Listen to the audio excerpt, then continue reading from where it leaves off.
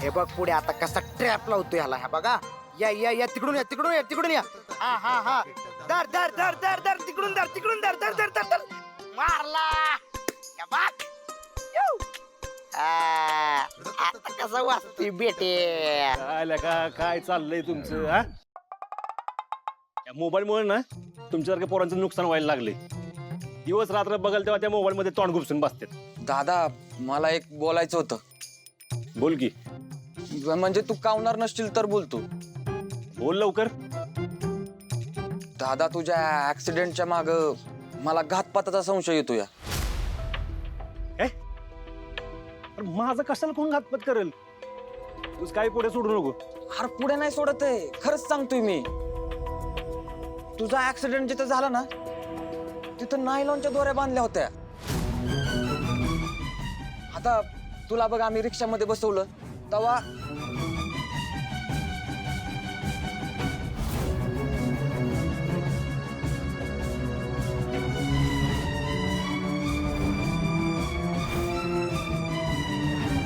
तू गाडीवरनं पडावं, तुला लागावं म्हणूनच कोणीतरी त्या दोऱ्या बांधल्या असणार आहेत ना तिथं. अरे पण माझं कशाला कोण घातपात करेल? अरे तुला माहित नाही का तुझं आणि वहिनीचं लग्न कसं झालंय ते? ती सरनोबत कशी आहेत माहित आहेत ना तुला? ती तुझ्या टपूनच असणार आहेत.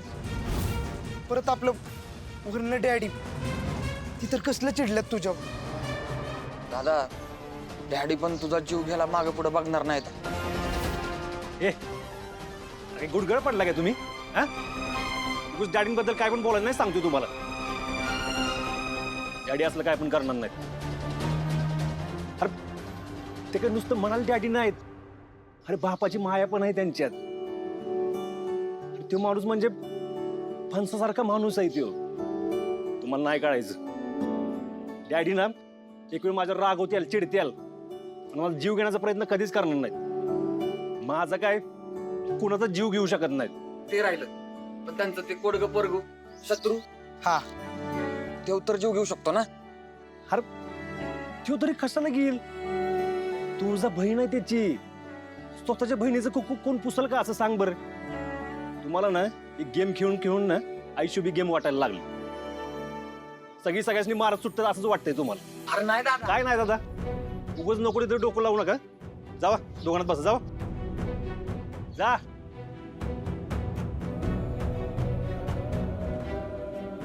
काय बी डोक्यात घेऊन बसते उगाच. शत्रू, आम्ही ऐकलं ते खरं आहे का? काय? हेच की सूर्याचा ऍक्सिडेंट झालाय. बाबू कसलं न्यूज नेटवर्क स्ट्रॉंग आहे दोघे बायकांचं. तास 2 तास झाले नसतील तर दोघींना कळलं पण लगेच. हे खरं आहे का? कुणी पोहोचवली खबर? सूर्याच्या घरनं फोन आलता का? काय विचारतोय मी, कोण आहे? मोबाईल. तो मोबाईलच असणार आहे खबरी. किती वेळा सांगितलं मोबाईल लांब ठेवत जा म्हणून. मागच्या वेळी मी डॅडींचा मार पडलेला विसरला का तुम्ही? ऐका, अजून पण येळ गेलेली नाही. डॅडींना कळलं ना तर मोबाईल सकट दोघींना फेकून देतील.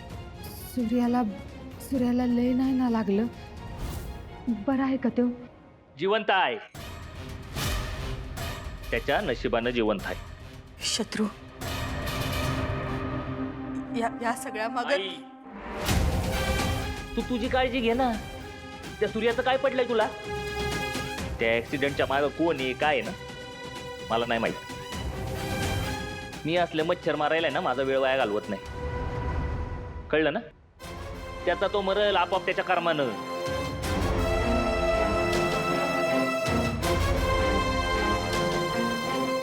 आणि अहो, त्याला मारणं माझ्यासाठी अवघड नाही बरं का. मच्छर चावायला लागला ना, नाही तर कानापाशी गुणगुण करायला लागला ना, त्याला जाग्यावर मारायचं असतं.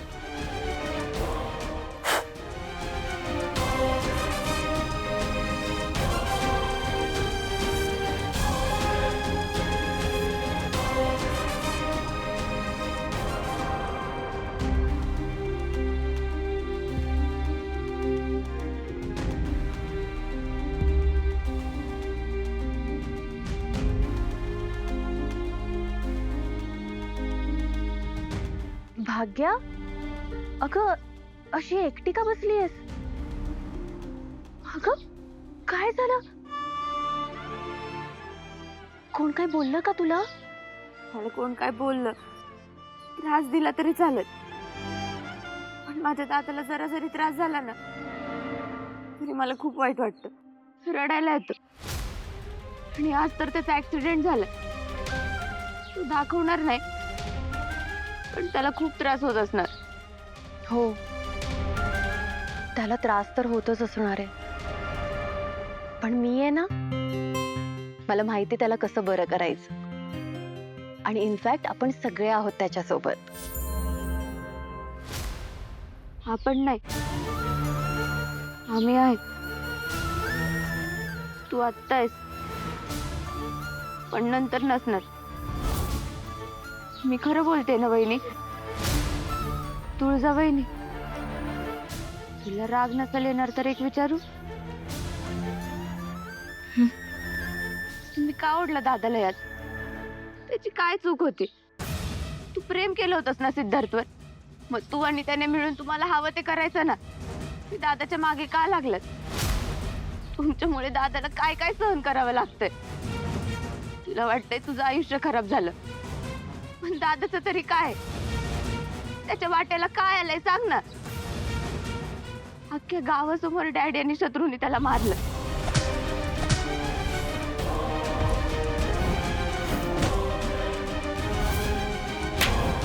पण तो एका शब्दानं पण उलटून बोलला नाही, कुणाचा अपमान केला नाही, तुझ्याबद्दलची एकही गोष्ट कुणाला कळून दिली नाही. मागच्या काही दिवसात मी माझ्या दादाला रोज मनातल्या मनात तडफडताना बघितलं. त्याची ही अवस्था नाही भगवत. तो आमचा श्वास आहे, आमची आई बाप सगळं तोच आहे ग.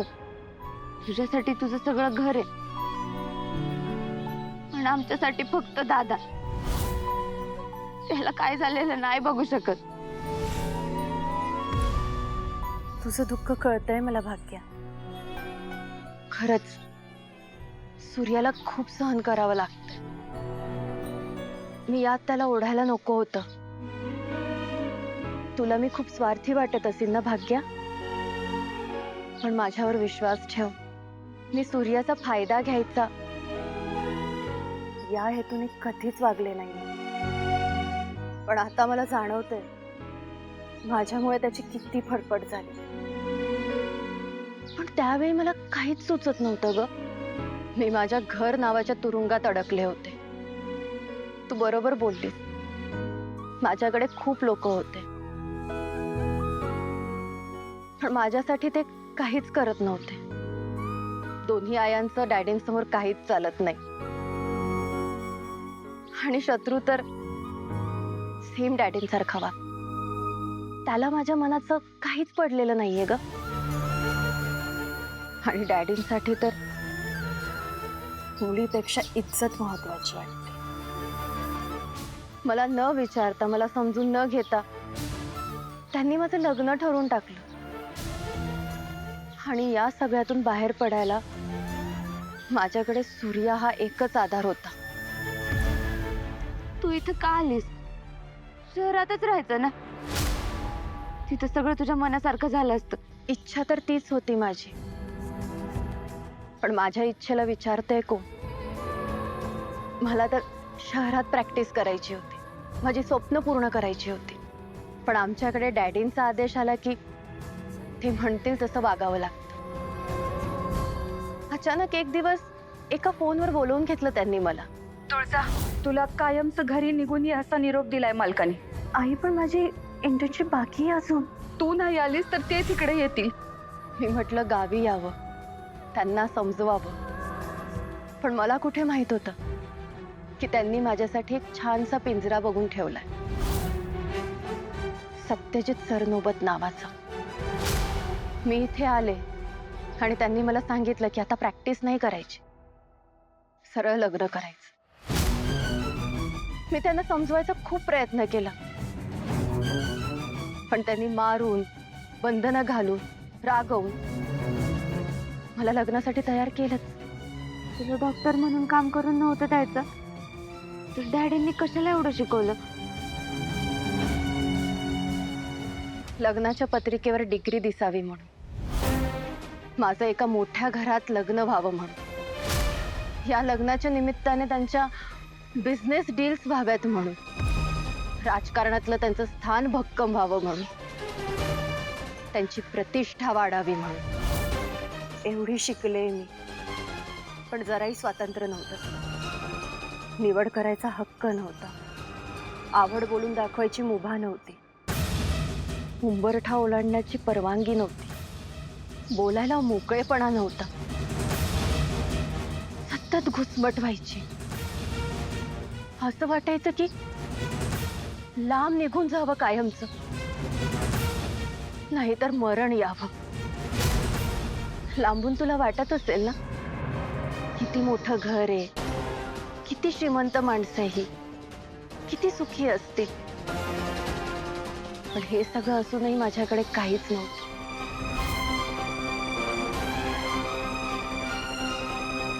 आत्ताही काही नाहीये. पण तुमच्या दादाच्या रूपात तुमच्याकडे संपूर्ण जग आहे. सुख आहे, समाधान आहे. भाग्या, मी शब्द देते तुला, काहीही झालं तरी तुमचा श्वास असलेल्या सूर्याला मी काही होऊ देणार नाहीये.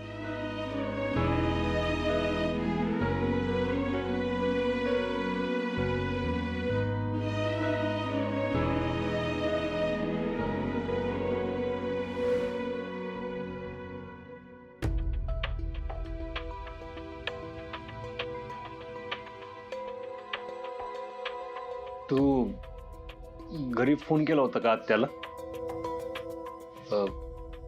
काय म्हणली ती? बरे आहेत ना दोघी? हो.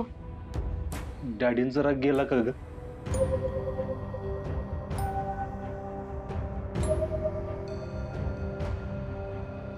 जितकं डॅडींना मी ओळखते, मला नाही वाटत इतक्या सहसा त्यांचा राग जाईल.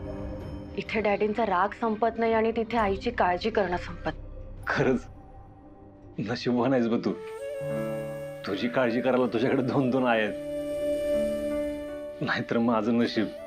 सूर्या, तुझ्यावर जीव लावायला, तुझी काळजी करणाऱ्या 4-4 बहिणी आहेत तुझ्याकडे.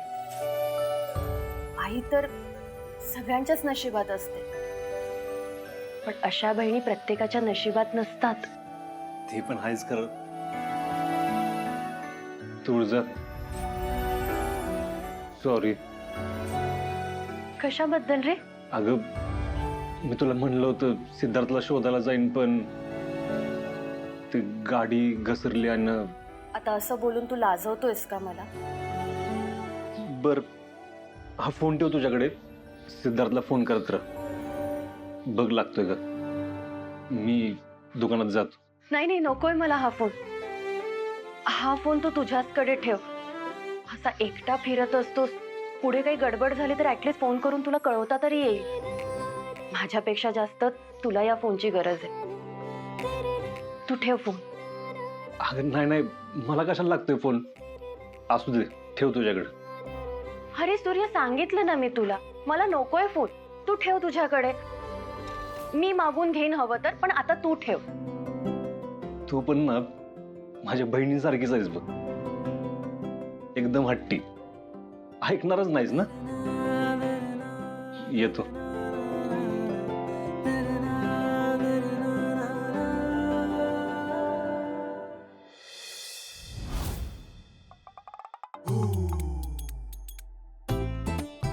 ए धने, हळू काढतो फोन, नाही तर एवढा महागाचा हंडा तुझ्या डोक्यावर पडून तो हंडा चेपायचा. बाई, या फोनला हात लावणं म्हणजे कपलनं चोरून भेटल्यासारखी गत झाली. हक्का, मी काय म्हणते, आपण या फोन बद्दल वहिनीला सांगितलं तर म्हणजे तिचं पण थोडं इंटरनेट होईल ना. काय काय होईल? धनु दीदी, एंटरटेनमेंट म्हणायचंय ना तुला? तेच ते. सांगूया का? मग तशी काही हरकत नाही. पण तिने दादाला सांगितलं तर? हा, त्यात काय एवढं. मग तिला टेलायचं की बाबा दादाला टेलू नको, मग ती दादाला नाही टेलणार. धने, अगं तुझं इंग्लिश ऐकून ना कुणीतरी कानात तेल उतलगत वाटतंय.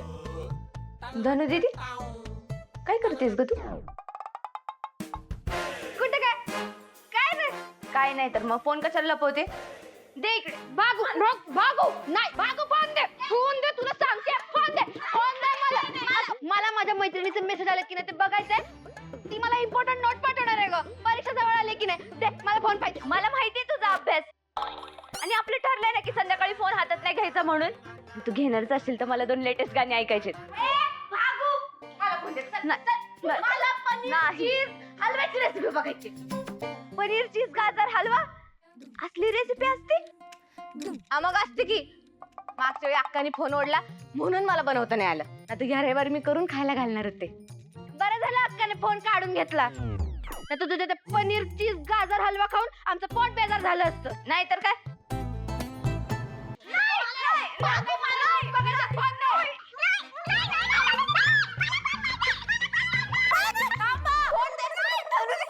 हे काय लहान पोरांसारखं भांडताय? तुमच्यापेक्षा ना शाळेतली पोरं परवडली. नुसता कालवा लावलाय घरात. अरे तुळजा आली आपल्या घरात वहिनी म्हणून, ती काय विचार करल? दादाने हे संस्कार केलेत आपल्यावर. हा आणा इकडे तो फोन. आता कुणाला मिळणार नाही हा मोबाईल. मला शाळेतल्या बारक्या पोरांचं शिक्षणाचे व्हिडिओज बघायचे. आपल्याला दमदर आपल्याला जेवत काढून गेली पक्की. अक्का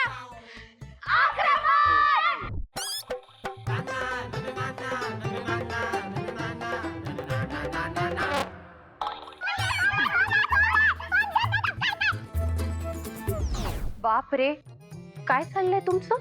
कुठे काय?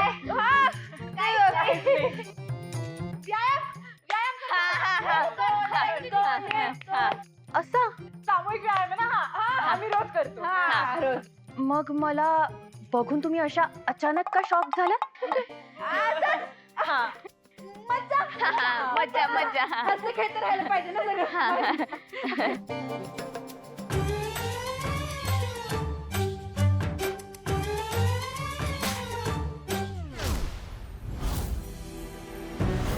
मोबाईल? कोणाचा मोबाईल आहे? धनु? धनु दीदी कोणाचा फोन आहे? धनु, हा फोन तुझ्या हातात कुठं आला? हा भागू भागू भागूचा फोन आहे. तर तुझा फोन. भागू कुठे आणला मग? एक मिनिट. काय चाललंय तुमचं? माझ्यापासून काय लपवताय तुम्ही?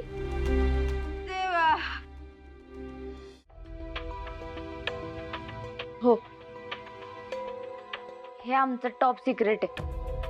हा आमचाच मोबाईल आहे पण आम्ही तो लपून वापरतो. का? ते दादाला आवडत नाही ना आम्ही हा असला फोन वापरलेला. नाही म्हणजे ते सोशल मीडियावर पोरं कसं त्रास देतात, चुकीचे मेसेज करतात किंवा फोन करतात ना, म्हणून दादा आम्हाला फोनच वापरू देतो. हा, हे काय लॉजिक आहे? अशाने उद्या घराबाहेर कोणी छेड काढेल म्हणून घराबाहेर पडायला बंदी घालेल तो. उलट आयुष्यात अनेक माणसं त्रास देतील, त्यांच्यापासून घाबरून लपून बसण्यापेक्षा त्यांचा सामना कसा करायचा हे मुलींना शिकवलं पाहिजे. मोबाईल वापरायला न देणं हा काही उपाय नाहीये यावर. कधीपासून ही लपवाछपवी सुरू आहे? झाले आता 3 वर्ष. गेली 3 वर्ष तुम्ही असा मोबाईल लपून छपून वापरताय? येऊ द्या सूर्याला, मी बोलतेच त्याच्याशी. नाही नको दादाला नको सांग. काय बी दादाला सांगायचं नाही. नको ना. नको, दादा चिडेल. त्याला असं वाटेल की आम्ही त्याला फसवतोय.